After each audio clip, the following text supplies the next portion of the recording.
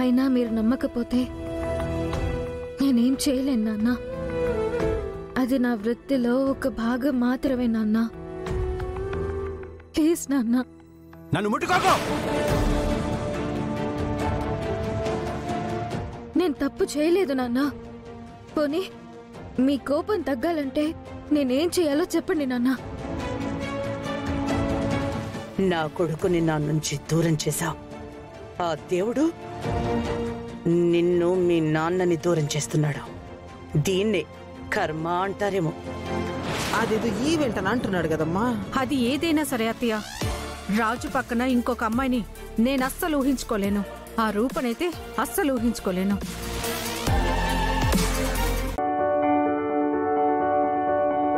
ఎండలోకి వెళ్ళినప్పుడు ముఖము నల్లగా అవుతూ ఉంటుంది, ట్యాన్ అయిపోతుంది. డీ ట్యాన్ ప్యాక్ అనేది ఒకటి స్పెషల్ గా ఈరోజు చెబుదాం అనుకుంటున్నాం అమ్మా.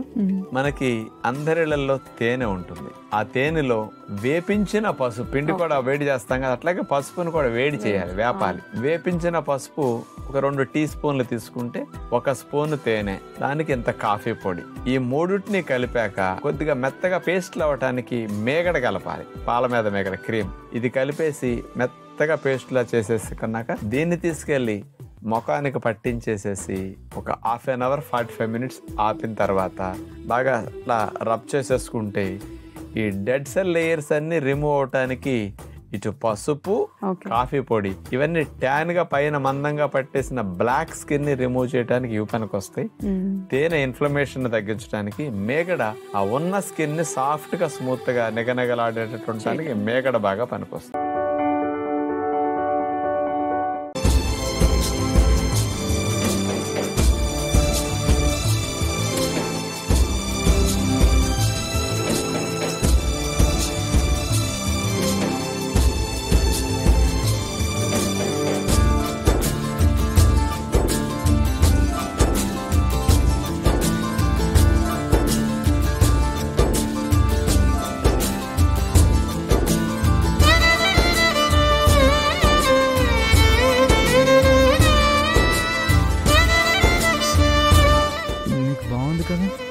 అవునండి, ఎందుకో అలాగే అనిపిస్తుంది.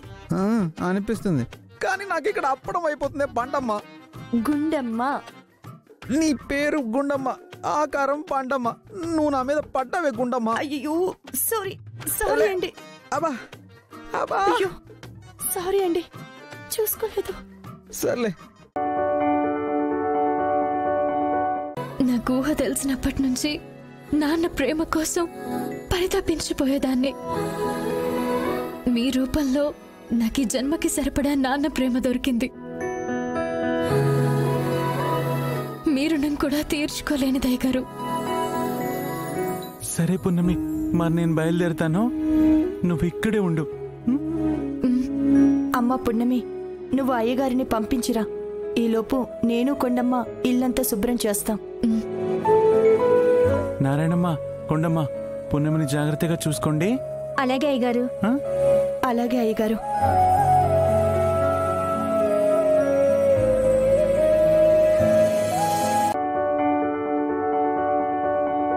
నేను చెప్పిన అమ్మాయి రేపు ఉదయం మన ఆఫీస్కొస్తుంది. ఆమెకు నువ్వు మన కంపెనీలో ఉద్యోగం ఇచ్చి తీరాలి.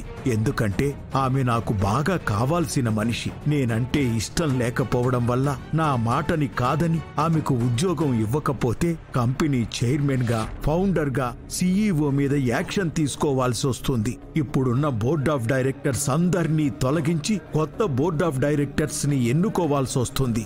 అలాంటి పరిస్థితి ఎదురుపడకుండా ఉండాలంటే నేను చెప్పిన అమ్మాయికి ఉద్యోగం ఇచ్చి తీరాలి. ఇది నా ఆజ్ఞ అనుకుంటావో, నేను అర్థిస్తున్నాననుకుంటావో నీ ఇష్టం. కానీ నేను పంపించిన అమ్మాయికి మాత్రం 100% ఉద్యోగం ఇచ్చి తీరాలి. ఇస్తావనే ఆశిస్తున్నాను. ఉంటాను. ఇట్లు నువ్వు ద్వేషించే నీ భర్త రామయ్య.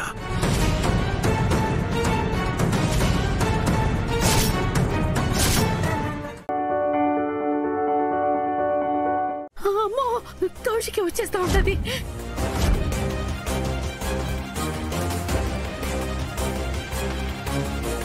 త్వరగా.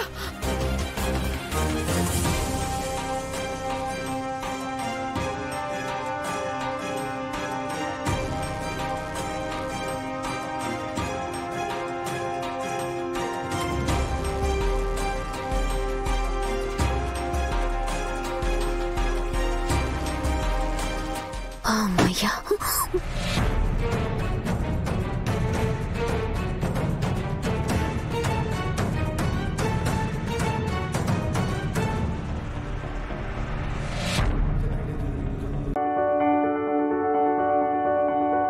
కోడలుగా మీ ఇంట్లో అడుగు పెట్టాను. ఒక మంచి కార్యక్రమం కోసం ఇంట్లోంచి అడుగు బయట పెడుతున్నాను. నాకు బాధగా ఉన్నా బాధ్యత ముందు ఇదెంత అత్తయ్య? నువ్వు మన కుటుంబం కోసం చేసిన త్యాగాలు వృధాగా పోవు. నువ్వు చేసిన పూజలు పనికి రాకుండా పోవు. నిత్యం మా గురించే ఆలోచించే నిన్ను వెళ్ళనివ్వను. అందరూ అనుకుంటున్నారు ఇంట్లోంచి నువ్వు వెళ్ళిపోతే నువ్వు ఒంటరిదాని అయిపోతావు అని. కానీ ఒంటరయ్యేది నువ్వు కాదవని. మేమందరం ఉన్నా ఒంటరి వాళ్ళం, అన్నీ ఉన్నా పేదవాళ్ళం అయిపోయాం. నువ్వు లేని ఇంట్లో మేము ఉండలేమవని.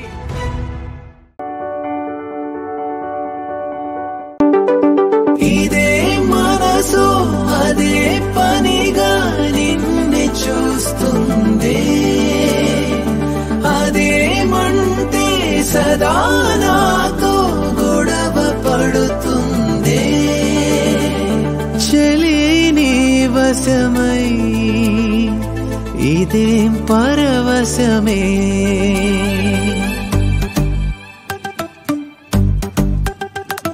పాదమే పరుగునా చేరని చింతకి, హృదయమే నిలువునా కరిగని చూపుకి. ఇదే ఉదయం గత దినాన ఇలా లేదసలెందుకే చెలి నీ వలనా. మళ్ళీ ఏంటండి? మీరు రాగానే అతన్ని జాబ్ లోంచి తీసేయాలి. తీసేయాలి అంతే కదా? నిమిషం కూడా ఉండడు. మీ మీద తెరచాక వదిలి పెడతానా? ఖచ్చితంగా తీసేస్తా. పదండి ప్లీజ్. తనెవరో నేను చూపించకుండా ఎలా తీసేస్తారు? టీచర్ ప్లీజ్, సీసీటీవీ ఫుటేజ్ చూస్తే తెలుస్తుంది. నేను చూసి తీసేస్తాను ప్లీజ్. నిజంగా తీసేస్తారు కదా? దేవుడా, కార్ మీద ఒట్టండి, తీసేస్తాను. కార్ మీద ఒట్టేంటి? వామ్మో, అడగండి. నువ్వు అడగాలనుకున్న ప్రశ్నలు అన్నీ అడుగు, ఆ తర్వాతే వెళ్దాం. అంటే కారు మీద? అయ్య బాబోయ్, నేను మనుషుల మీద ఒట్టేను, అందుకే కార్ మీద వేసాను. ప్లీజ్ రండి. ఆ దేవుడు బాగానే ప్లాన్ చేశాడు. ఎవరిని ఎక్కడ పెట్టాలో అక్కడ పెట్టాడు. ఇంతెదిగా బ్రెయిన్ కూడా ఎదుగుంటే బాగుండేది. లేకపోతే ఏంటి మను, ఆయన బయటికి రమ్మనగానే అప్పుడే డూయట్ వేసేసుకుంటే ఎలా? నువ్వు అన్నట్టు ఎవరిని ఎక్కడ పెట్టాలో దేవుడికి బాగా తెలుసు. అందుకే భార్యం చేసి నన్ను సొంత మనిషిని చేశాడు, దూరం చేసి నిన్ను పరేదాన్ని చేశాడు. నీలో ఉన్న ఈ కాన్ఫిడెన్సే నాకు అస్సలు నచ్చదు.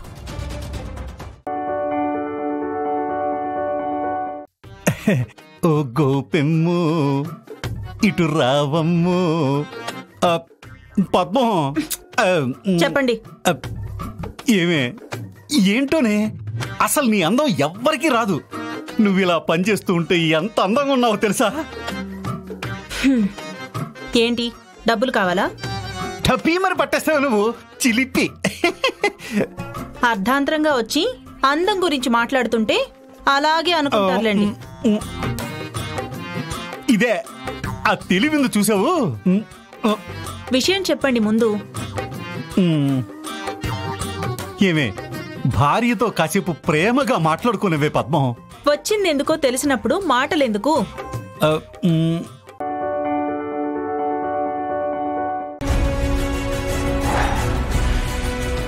8749 ఇదే కారు.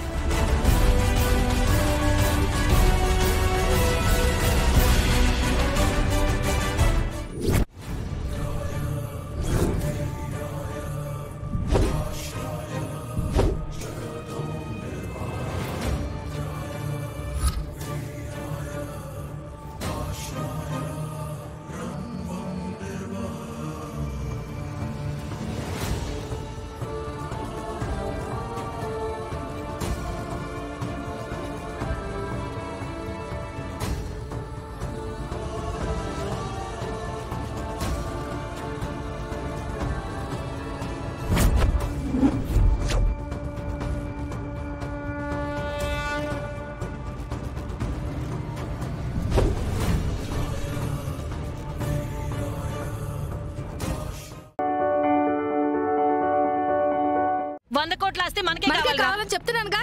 మాకే వస్తుంది, మాకే కావాలి.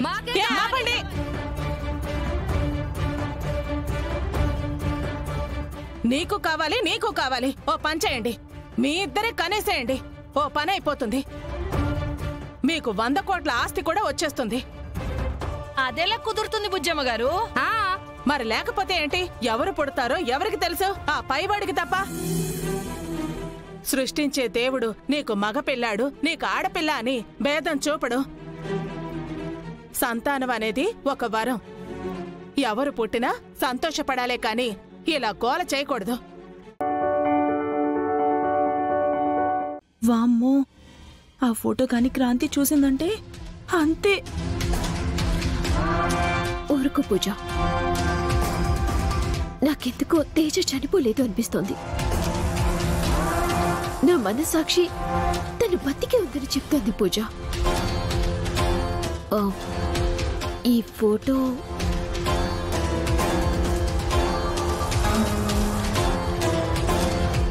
నా చెల్లెలు తేజాది చిన్నప్పటి ఫోటో చూడు.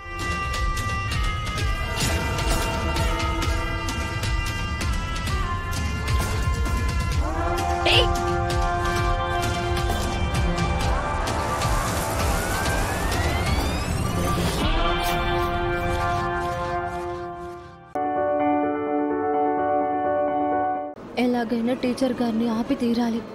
టీచర్ ఉంటే నాకు కొండంత బలం. మహాలక్ష్మి అత్తయ్యను ఈజీగా ఎదిరించొచ్చు. నన్ను పంపించేసిన మహాలక్ష్మి సీతను ఎన్ని కష్టాలు పెడుతుందో రామ్ కూడా మహాలక్ష్మి మాట వింటున్నాడు. ఎలాగైనా మామను నా మాట వినేటట్టు చేసుకోవాలి. అప్పుడే మామ వాళ్ళ పిన్నిని కాదని టీచర్ గారిని ఇంట్లో ఉండనిస్తాడు. మహాలక్ష్మిని కాదని రామ్ సీతకు అండగా ఉండలేడు. సీత ఒంటరిదైపోతుంది. ఏం చేయాలి భగవంతుడా? ఏం చేసైనా సరే టీచర్ గారిని ఇంట్లోనే ఉంచుకుంటాను, అంతే. జీవితంలో తను చేసిన తప్పు ఒక్కటే యువర్ ఆనర్, ఒకే ఒక్క తప్పు చేసింది.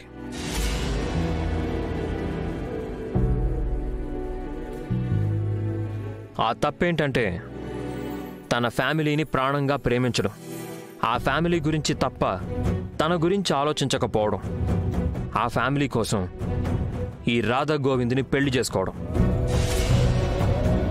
అక్క కోసం అగ్రిమెంట్ పెళ్లి చేసుకుంది.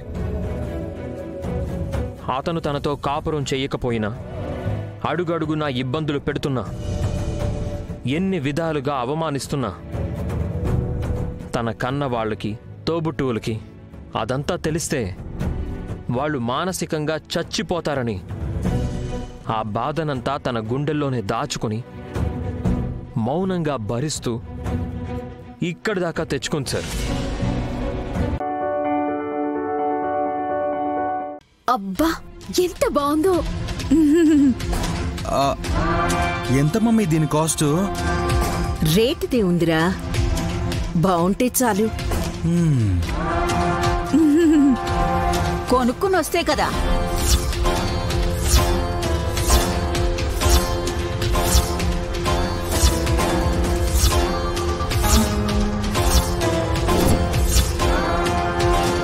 ఆ హారాన్ని కొనలేదా?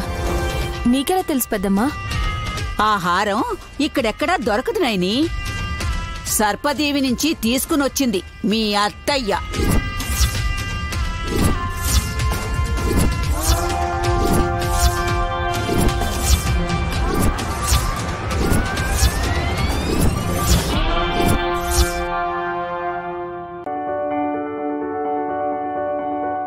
అమ్మా తల్లి, ఏ భార్యకైనా తనకి 5వ తనానికి మించిన ఐశ్వర్యం ఉండదు, భర్త క్షేమానికి మించిన భోగాలు ఉండవు.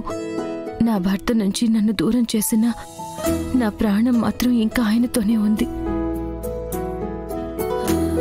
ఆయన్ని వెంబడిస్తున్న గండం నుంచి కాపాడు తల్లి.